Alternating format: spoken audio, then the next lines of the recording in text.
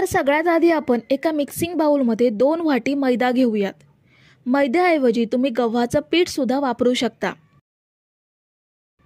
अर्धा चमचा चवीनुसार मीठ घ्यायचं आहे।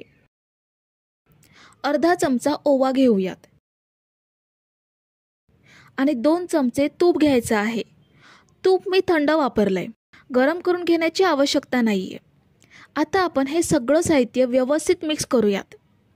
आपण जे तूप यामध्ये घेतलंय ते ह्या मैद्यामध्ये सर्वत्र व्यवस्थित मिसळून घ्यायचं।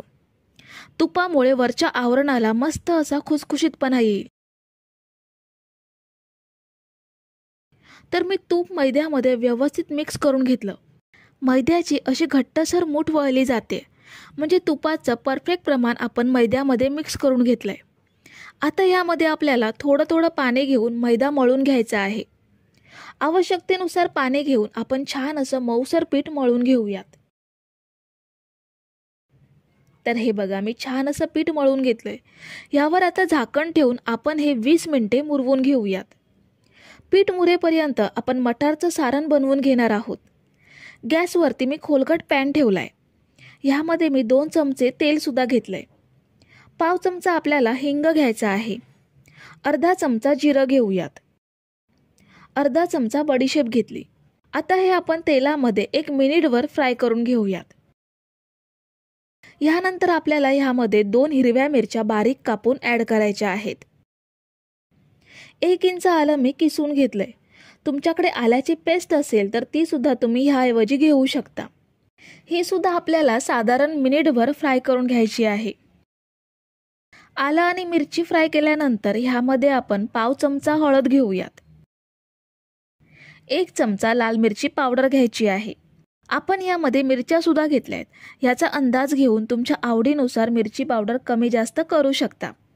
अर्धा चमचा आपल्याला धने पावडर घ्यायची आहे आणि अर्धा चमचा गरम मसाला घेऊयात। हे सुद्धा आपण बाकीच्या साहित्यासोबत साधारण 1 मिनिटभर खमंग भाजून घेऊयात। मसाले भाजून घेतल्यानंतर ह्यामध्ये आपल्याला 1 वाटी मटर घ्यायची आहे। मटर मी आधीच उकडून घेतलेत, हे यामध्ये ॲड करूयात आणि छान मिक्स करून घेऊयात। मटर मिक्स केल्यावर आपल्याला ह्यामध्ये 1 मीडियम साईजचा बटाटा ॲड करायचा आहे। बटाटा मी उकडून कुस्करून घेतलाय। बटाटा सुद्धा मटार सोबत छान मिक्स करून घ्यायचा आहे।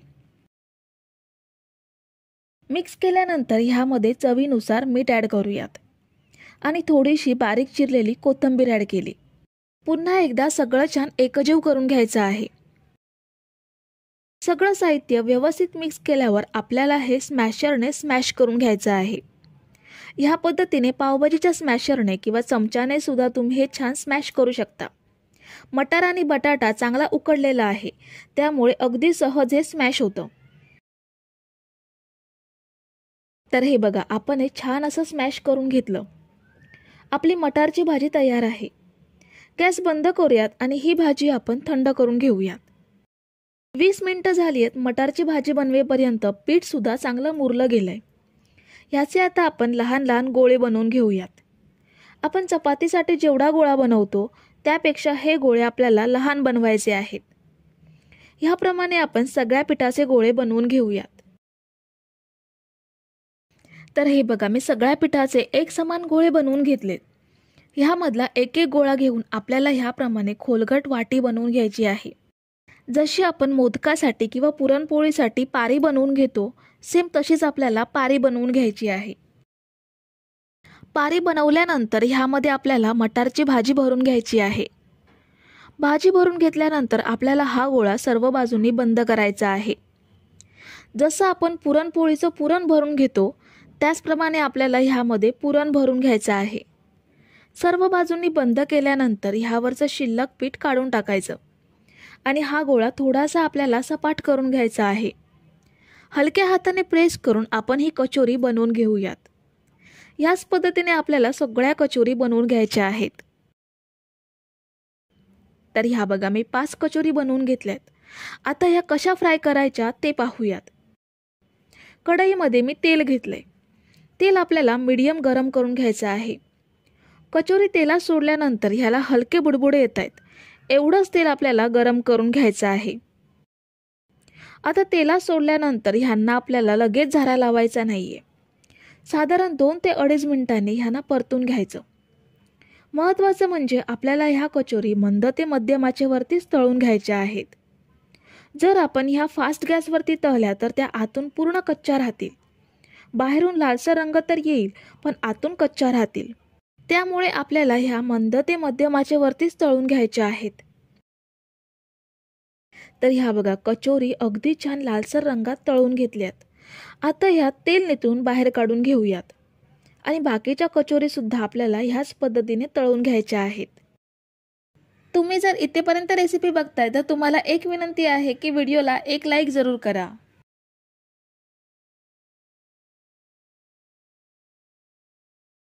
तर ह्या सुरुवातीच्या कचोरी मी तळून झाल्यानंतर तुम्हाला मी एक कचोरी तोडून दाखवते।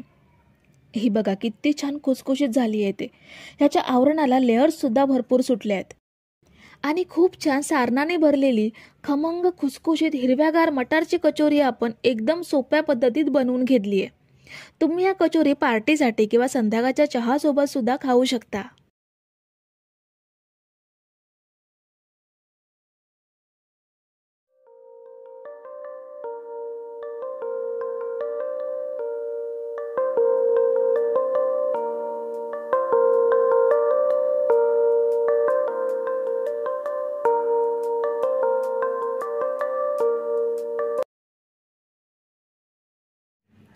खमण इडली बनवण्यासाठी सर्वात आधी आपण इडली प्लेटला ग्रीस करून घेऊयात। मी इथे तेलाने ग्रीस करून घेते। तुम्ही आवडीने तेल किंवा तुपाने ग्रीस करून घेऊ शकता। ग्रीस करून घेतल्यावर आपण हे साईडला ठेवूयात आणि खमण इडलीचं बॅटर तयार करून घेऊयात। एका मिक्सिंग बाउलमध्ये 2 वाटी बेसन घ्यायचं आहे। बेसन घेतल्यानंतर अर्धा चमचा हळद घेऊयात। त्यानंतर ह्यामध्ये बारीक चिरलेल्या मिरच्या घ्यायच्या आहेत। इथे मी 2 मिरच्या बारीक कापून घेतल्यात। 1 इंच आलं बारीक कापून ॲड केलं किंवा ह्याऐवजी आलं आणि मिरचीची पेस्ट बनवून ठेवलेली असेल तर ती सुद्धा ह्याऐवजी घेऊ शकता। 1 संपूर्ण लिंबाचा रस घ्यायचा आहे। पाव चमचा हिंग घेऊयात। 1 चमचा साखर घ्यायची आहे। 2 चमचे आपलं नेहमीचं जेवणातलं तेल घेऊयात। चवीनुसार अर्धा चमचा मीठ घ्यायचं आहे। आता हे सगळं साहित्य छान एकजीव करून घेऊयात। सगळं साहित्य बेसनमध्ये मिक्स केल्यावर आपल्याला हे बेसन भिजवून घ्यायचं आहे। त्यासाठी ह्यामध्ये 1 वाटी पाणी घेऊयात। ज्या वाटीने बेसन घेतलंय त्याच सेम वाटीने पाणी घेतलं। सर्व साहित्य पाण्यामध्ये एकजीव करूयात। बेसनचे गुठळे असतील तर ते चमच्याने किंवा ह्या पद्धतीने ढवळून मोडून घ्यायचे। पीठ पाण्यामध्ये छान मिक्स झाल्यावर आपल्याला हे बॅटर साधारण 1 ते 1.5 मिनिट एकाच डायरेक्शनमध्ये ढवळून घ्यायचं आहे। ह्यामुळे जर बेसनचे बारीक गठ्ठे असतील तर ते सुद्धा मोडले जातात आणि स्मूथ सिल्की बॅटर तयार होतं। तर मी हे बॅटर 1 ते 1.5 मिनिटं चांगलं ढवळून घेतलंय। आता ह्यामध्ये 1 पॅकेट इनो ॲड करूयात। मी प्लेन इनोचं पॅकेट घेतलंय। तुम्ही इथे लेमन फ्लेवरचं इनो सुद्धा घेऊ शकता, फक्त बाकीचे फ्लेवर वापरू नका। इनो बॅटरमध्ये मिक्स करून साधारण अर्धा मिनिट एवढं बॅटर फेटून घेऊयात। हे बघा आपलं इडलीचं बॅटर तयार। अगदी परफेक्ट कन्सिस्टन्सी आहे। 2 वाटी बेसनसाठी 1 वाटी पाणी घेतल्यास बरोबर परफेक्ट कन्सिस्टन्सी तयार होते। जसं आपण इडलीचं बॅटर फर्मंट करून घेतो सेम तसंच हे बॅटर तयार झालंय। बॅटर इडली प्लेटमध्ये घेण्याआधी इडली पात्र गॅसवरती ठेवून 3 ते 4 ग्लास पाणी घ्यायचं आहे आणि मीडियम गॅसवरती 5 मिनिटे गरम करून घ्यायचं। पाणी गरम होईपर्यंत इडली प्लेटमध्ये बॅटर ॲड करूयात। ज्याप्रमाणे नेहमीच्या इडलीचं बॅटर प्लेटमध्ये घेतो सेम तसंच हे सुद्धा प्लेटमध्ये घेऊयात। तुम्ही जर इथेपर्यंत रेसिपी बघताय तर तुम्हाला एक विनंती आहे की व्हिडिओला एक लाईक जरूर करा। आता आपण ह्या प्लेट वाफवून घेऊयात। हे बघा बॅटर भरेपर्यंत पाण्याला उकळी सुद्धा आली आहे। ह्यामध्ये दोन्ही प्लेट सेट करूयात। आता यावर झाकण ठेवून आपण या इडल्या 15 मिनिटे वाफवून घेणार आहोत। तर आता इडली वाफवायला ठेवून 15 मिनिटं झाली आहेत। आपण चेक करूयात। इडल्या बघा मस्त टम्म फुलल्यात, वरून चिकट सुद्धा नाहीयेत। आपण टूथपिक इन्सर्ट करून बघूयात। हे बघा टूथपिक क्लीन निघाली आहे, म्हणजे आपल्या खमण इडल्या छान वाफल्या गेल्यात। आता प्लेट बाहेर काढून इडल्या थंड करून घ्यायच्या आहेत। इडली थंड होईपर्यंत आपण फोडणी तयार करूयात. तडका पॅनमध्ये मी 4 चमचे तेल घेतले. तेल गरम झाल्यावर 1 चमचा मोहरी ॲड करायची. मोहरी चांगली तडतडल्यावरतीच यामध्ये कढीपत्त्याची पाने घेऊयात. 3 हिरव्या मिरच्या उभ्या कापून ॲड केल्या. पाव चमचा हिंग घ्यायचा आहे. 2 चमचे पांढरे तीळ ॲड केले. पांढरे तीळ वापरणं ऑप्शनल आहे. असतील तर वापरू शकता किंवा नाही वापरलात तरीही चालेल. आता फोडणी साधारण अर्धा मिनिट परतून घेऊयात. तिळांना हलका लाल रंग आला की गॅस बंद करायचा. तडका पॅन मी प्लॅटफॉर्मवरती ठेवलाय. गॅसवरून फोडणी उतरल्यावर ह्यामध्ये अर्धी वाटी पाणी घ्यायचं आहे. पाणी मी ह्यामध्ये ॲड केलंय. आता ह्यामध्ये 2 चमचे आपण साखर घेणार आहोत. साखर पाण्यामध्ये छान विरघळवून घेऊयात. इडली प्लेट सुद्धा थंड झाली आहे. ह्यामधल्या इडल्या काढून घ्यायच्या आहेत. सुरीने इडली काढून घेऊयात. ही इडली पहा, याला किती सुंदर जाळी पडली आहे आणि महत्त्वाचं म्हणजे अगदी जसा कापूस हलका फुलका असतो सेम तशाच या इडल्या सुद्धा हलक्या फुलक्या होतात. सगळ्या इडल्या आपण प्लेटमधून काढून घेऊयात. सगळ्या इडल्या मी प्लेटमधून काढून घेतल्यात.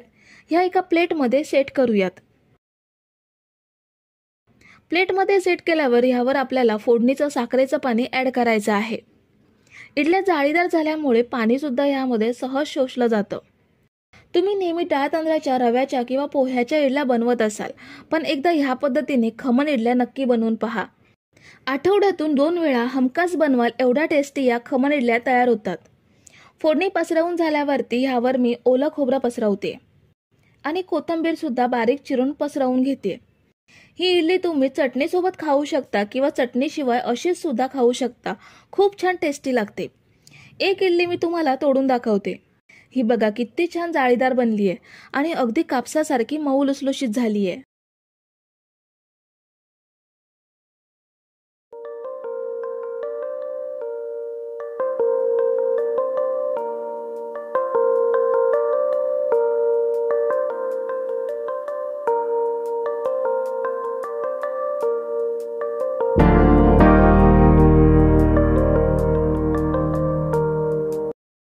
सर्वात आधी आपण एका खोलगट पॅन मध्ये 3 वाटी एवढं पाणी घेऊयात.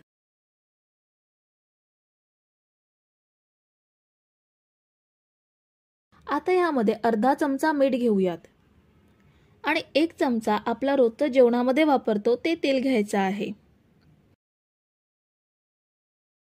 मीडियम गॅसवरती पाण्याला छान उकळी काढून घेऊयात.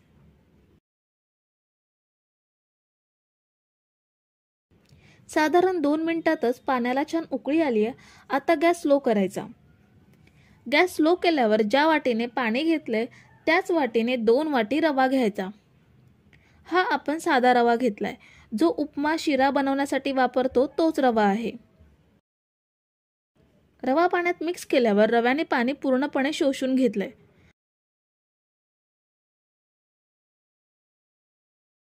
आणि थोड्याच वेळात रवा पॅन पासून वेगळा होऊन एकत्र गोळा होतोय.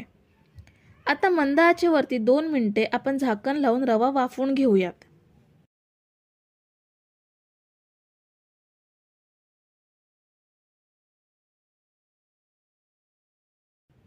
तर साधारण 2 मिनिटं झालीत. रवा छान वाफलाय. आता आपण हा एका भांड्यात ट्रान्सफर करूयात. रवा भांड्यात काढून घेतल्यावर ह्यावरती झाकण ठेवून 5 मिनिटं असंच ठेवूयात. म्हणजे रवा थोडा कोमट होईल आणि वाफेने मऊ सुद्धा होईल. तोपर्यंत आपण मेदूवड्यांसोबत खाण्यासाठी चटणी बनवून घेऊयात. मिक्सरच्या जारमध्ये 1 वाटी ओलं खोबरं घेऊयात. अर्धी वाटी कोथिंबीर घ्यायची आहे. 3 तिखट हिरव्या मिरच्या, 1 इंच आलं कट करून घेतलंय. 7 ते 8 लसूण कट केलेले आहेत त्या घेतल्या. 1 टीस्पून जिरं घेऊयात. 1 टीस्पून साखर, चवीप्रमाणे मीठ घेऊयात आणि अर्धा लिंबू घेतलाय त्याचा रस पिळून घेऊयात. लिंबूचा रस आणि साखरेमुळे चटणीला छान चटकदारपणा येतो. आता थोडंसं पाणी घेऊन चटणी वाटून घेऊयात. चटणी वाटून झालेली आहे. ही बघा छान बारीक वाटून घेतली आहे. आता ही एका बाउलमध्ये ट्रान्सफर करून घेऊयात. रवा आपण 5 मिनिटे झाकून ठेवला होता. थोडा थंड झालाय आणि थोडा मऊ सुद्धा झालाय. आता यामध्ये 1 चमचा जिरं घेऊयात. अर्धा चमचा काळी मिरी पावडर घेऊयात. इथे मी 4 मिरच्या बारीक कापून घेतल्यात, त्या घेते. मिरच्यांचे प्रमाण आवडीनुसार कमी जास्त करू शकता. थोडीशी कोथिंबीर कापून घेतली आहे, ती ॲड केली. थोडीशी कढीपत्त्याची पाने कापून घेतलीत, ती घेतली. आणि 1 चमचा लिंबाचा रस घेऊयात. मीठ आपण रवा शिजवताना पाण्यात आधीच ॲड केला होता, त्यामुळे पुन्हा मीठ घेण्याची गरज नाहीये. आता आपण हे छान मिक्स करून घेऊयात. आपल्याला ह्यामध्ये पाणी न वापरता हे मऊसर मळून गोळा बनवून घ्यायचा आहे. आपल्या हाताच्या उभेने हे छान मऊ होतं आणि चांगलं मळलं सुद्धा जातं.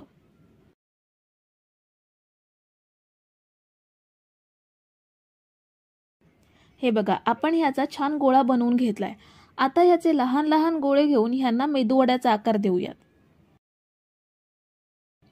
मेदूवड्याला आकार देताना जर क्रॅक्स पडत असतील तर गोळा पुन्हा दोन्ही हातावर छान मळून घ्यायचा आणि मेदूवड्याचा आकार द्यायचा. खूप छान मेदूवडा तयार होतो आणि मेदूवड्याला भेगा सुद्धा पडत नाहीत. तर आपण शिल्लक रव्याचे सुद्धा मेदूवडे बनवून घेऊयात.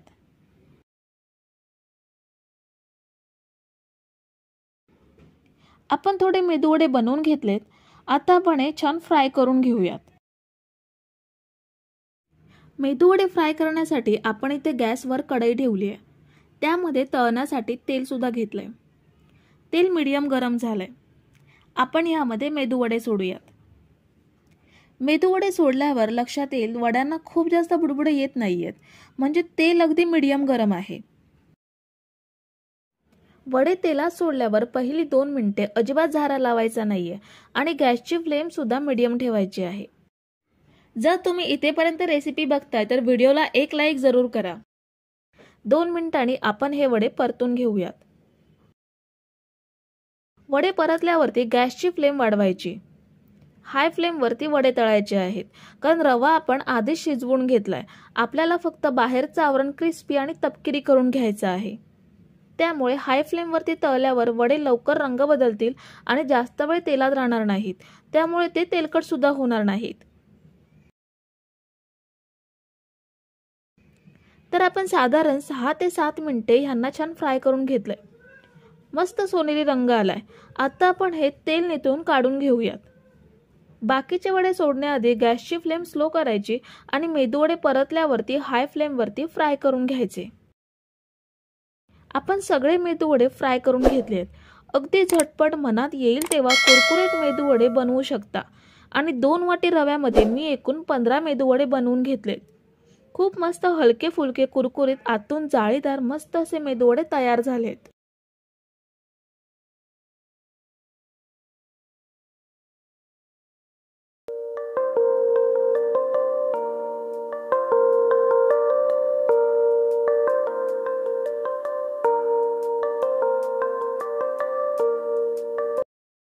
सर्वात आधी आपण 1 वाटी साधे जाडे पोहे एका मिक्सिंग बाउलमध्ये घेऊयात. हे आपले नेहमीचे जे कांदे पोहे बनवण्यासाठी वापरतो तेच पोहे आहेत. पोहे आपण 1 ते 2 वेळा स्वच्छ धुवून घेऊयात. पोहे स्वच्छ धुतल्यानंतर आपल्याला हे पोहे गाळणीवरती पसरवून 5 ते 7 मिनिटे असेच ठेवायचे आहेत. यामुळे पोह्यातील पाणी गाळून निघेल आणि पोहे मऊ सुद्धा होतील. तर 7 मिनिटे पोहे आपण असेच गाळणीवरती ठेवलेले. त्यातील सगळं पाणी निघून गेलंय आणि पोहे कोरडे झालेत. आता हे पोहे आपण मिक्सिंग बाउलमध्ये घेऊयात. पोहे आपल्याला हाताने थोडेसे स्मॅश करून घ्यायचे आहेत. पोहे स्मॅश करून घेतल्यानंतर 2 चमचे कॉर्नफ्लोअर ॲड करूयात. कॉर्नफ्लोअर नसेल तर 2 चमचे तांदळाचं पीठ सुद्धा घेऊ शकता. 2 मीडियम साईजचे बटाटे उकडून स्मॅश करून घेतलेत, ते ॲड केले. 1 कांदा बारीक कापून ॲड केला. 2 तिखट हिरव्या मिरच्या कापून घेतल्यात. अर्धा इंच आलं किसून घ्यायचं आहे. पाव चमचा हळद घेऊयात. अर्धा चमचा लाल मिरची पावडर घेतली. इथे तुम्ही मसाल्यांचं प्रमाण तुमच्या आवडीनुसार कमी जास्त करू शकता. अर्धा चमचा मी गरम मसाला घेतलाय. अर्धा चमचा चाट मसाला घेऊयात. चाट मसाला नसेल तर पाव चमचा धनाजिरा पावडर आणि पाव चमचा आमचूर पावडरचा वापर करू शकता. थोडीशी कोथिंबीर बारीक कापून घेतली, ती ॲड केली. चवीनुसार मीठ घेऊयात। आता हे सगळं साहित्य हाताने चांगलं स्मॅश करून एकजीव करून घ्यायचं आहे।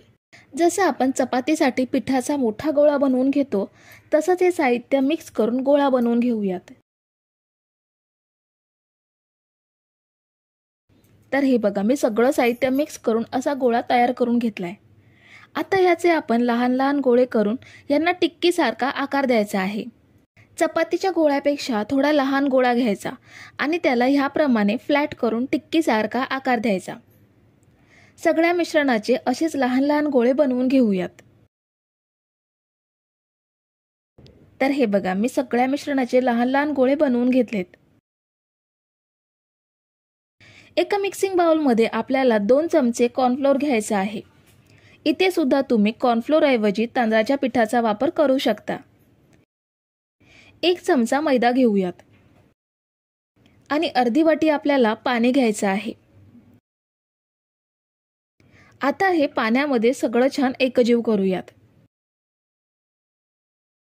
तर हे बघा, आपली कॉर्नफ्लोअर आणि मैद्याची स्लरी तयार झाली आहे।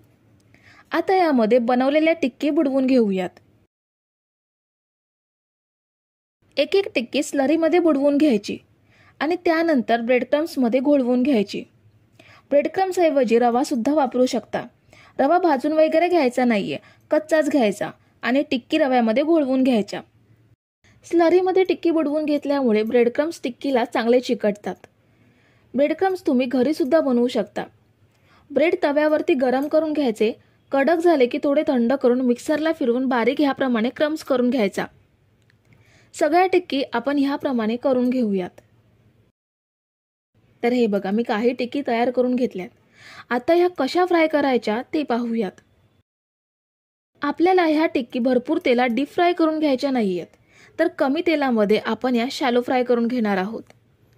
पॅन मधलं तेल मीडियम गरम झाले, एक एक टिक्की तेलात सोडूयात। तुम्ही जर इथेपर्यंत रेसिपी बघताय तर तुम्हाला एक विनंती आहे की व्हिडिओला एक लाईक जरूर करा। आपण या टिक्की मीडियम फ्लेम वरती फ्राय करून घेणार आहोत। साधारण 2.5 मिनिटांनी आपण या परतून घेऊयात। हे बघा, खूप छान रंग आलाय। आपल्याला ह्या दुसऱ्या साइडने सुद्धा अशाच फ्राय करून घ्यायच्या आहेत। इथे फक्त एक टिप लक्षात ठेवा, टिक्की फ्राय करताना स्लो गॅसवरती फ्राय करायच्या नाहीयेत।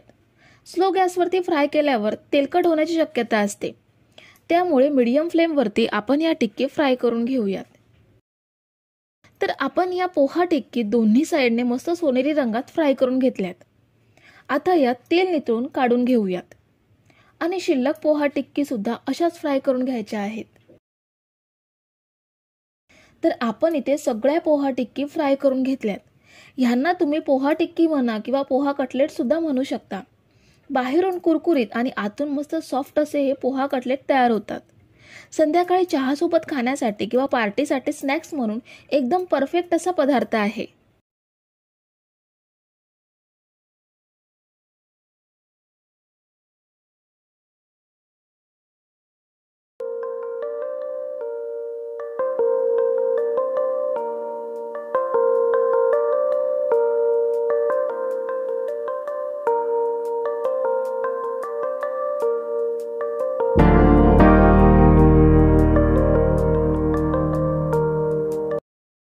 तर सर्वात आधी आपण एका मिक्सिंग बाउलमध्ये 1 वाटी साधा जाड रवा घेऊयात।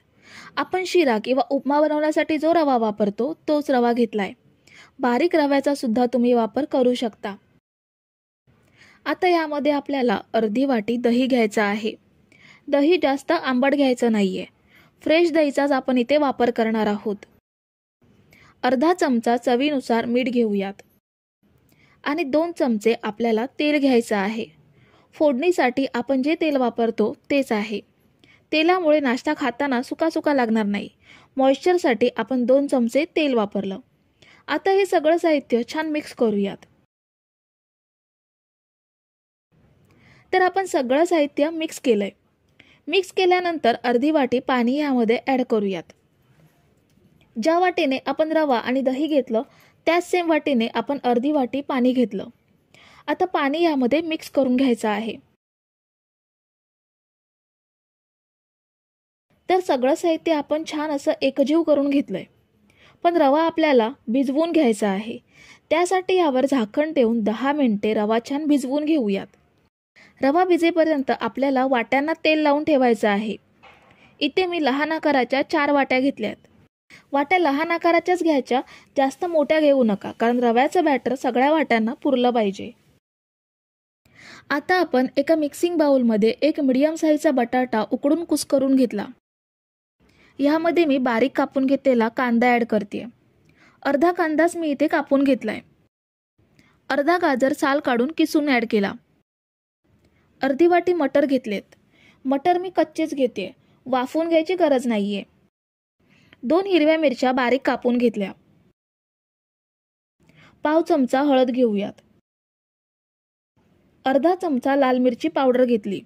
आपण हिरव्या मिरच्या सुद्धा घेतल्यात, त्याचा अंदाज घेऊन आपल्याला मसाला ॲड करायचा आहे. अर्धा चमचा जिरा पावडर घ्यायची आहे. अर्धा चमचा चाट मसाला घेऊयात. चवीनुसार मीठ ॲड केलं आणि थोडीशी बारीक चिरलेली कोथिंबीर ॲड केली. आता हे सगळं साहित्य छान असं मिक्स करून घ्यायचं आहे. सगळं साहित्य व्यवस्थित मिक्स करायचं, कारण सगळे मसाले छान असे मुरले पाहिजेत. तर आपण सगळं छान मिक्स करून घेतलं. स्टफिंगसाठीचा मसाला आपला तयार आहे. आता हाताला थोडंसं तेल लावून ह्यामधला थोडा थोडा मसाला घेऊन आपल्याला लहान लहान टिक्की बनवायच्या आहेत. वाटीमध्ये बसतील एवढ्या लहान टिक्की आपल्याला बनवायच्या आहेत. तर ही बघा, खूप छान अशी टिक्की आपण बनवून घेतली. हाताला तेल लावल्यामुळे मसाला हाताला चिकटणार सुद्धा नाही. ह्याच पद्धतीने आपण शिल्लक मसाल्याच्या टिक्की बनवून घेऊयात. आता कढईमध्ये आपल्याला 2 ग्लास एवढं पाणी घ्यायचं आहे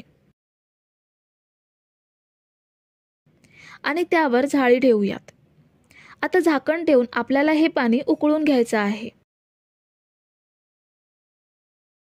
पाणी उकळेपर्यंत आपण जो रवा भिजत ठेवला होता तो सुद्धा छान भिजला गेलाय.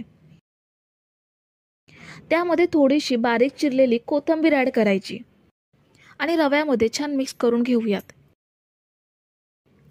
कोथिंबीर रव्यामध्ये मिक्स केल्यानंतर ह्यामध्ये आपल्याला 1 पॅकेट इनो ॲड करायचा आहे. ह्यामुळे आपला नाश्ता अगदी छान मऊ लुसलुशीत होईल. यावर पाव वाटी एवढं पाणी ॲड करूयात आणि आता हे सगळं आपल्याला व्यवस्थित एकजीव करून घ्यायचं आहे. अगदी जसं आपलं इडलीचं बॅटर असतं सेम तसंच बॅटर आपल्याला बनवून घ्यायचं आहे. म्हणजे खूप जास्त घट्टही नाही आणि खूप जास्त पातळ देखील नाही. तर अगदी परफेक्ट बॅटर आपण तयार करून घेतलंय. आता आपण ज्या वाट्यांना तेल लावून घेतलंय त्या वाट्यांमध्ये आपल्याला पाव वाटी एवढंच बॅटर भरून घ्यायचं आहे. अर्धा चमचा एवढंच बॅटर आपण वाटीमध्ये भरून घेऊयात. आता या वाट्या आपल्याला कढईमध्ये वाफायला ठेवायच्या आहेत. आपण पाणी आधीच उकळून घेतल्यामुळे आपल्याला ह्या वाट्या फक्त 2 मिनिटे वाफवून घ्यायच्या आहेत. झाकण ठेवून आपण या वाफवून घेऊयात. तर 2 मिनिटे आपण या वाट्या वाफवून घेतल्या. आता यामध्ये आपण ज्या मसाल्याच्या टिक्की बनवून घेतल्यात त्या ह्यामध्ये ठेवूयात. टिक्की ठेवल्यानंतर ह्या पद्धतीने साईडला थोडी जागा शिल्लक राहिली पाहिजे, म्हणून लहान लहान टिक्की बनवून घेतल्या. टिक्की ठेवल्यानंतर ह्यावरती आपल्याला रव्याचं बॅटर वरून ॲड करायचं आहे. सगळ्या वाट्यांमध्ये मिश्रण ॲड करूयात. तुम्ही जर इथेपर्यंत रेसिपी बघताय तर तुम्हाला एक विनंती आहे की व्हिडिओला एक लाईक जरूर करा. वरून मी थोडीशी मिरची पावडर पसरवते. ह्यामुळे दिसायला हा नाश्ता खूपच छान आकर्षक दिसतो. आणि थोडीशी बारीक चिरलेली कोथिंबीर सुद्धा ॲड करते. आता यावर झाकण ठेवून आपण 7 ते 8 मिनिटे मीडियम गॅसवरती वाफवून घेऊयात. तर 7 ते 8 मिनिटे आपण हे छान वाफवून घेतलंय. ह्यामध्ये टूथपिक इन्सर्ट करून बघूयात. ही बघा, टूथपिक क्लीन निघाली आहे, म्हणजे नाश्ता आपला छान वाफला गेलाय. आता ह्या वाट्या थंड करून घेऊयात. आपण हा नाश्ता थंड करून घेतलाय. खूप छान दिसतोय ना. खायला सुद्धा तेवढाच चविष्ट लागतो. तुम्ही हा असाच वाटीमध्ये सर्व करू शकता. हा चमच्याने सुद्धा वाटीतच खाता येईल. मी तुम्हाला एक वाटीमधून बाहेर काढून दाखवते. सुरीने ह्याच्या कडा मोकळ्या करायच्या. तेल लावल्यामुळे अगदी सहज वाटीमधून बाहेर येतो. हा बघा किती छान जाळीदार आणि मऊ लुसलुशीत झालाय ते.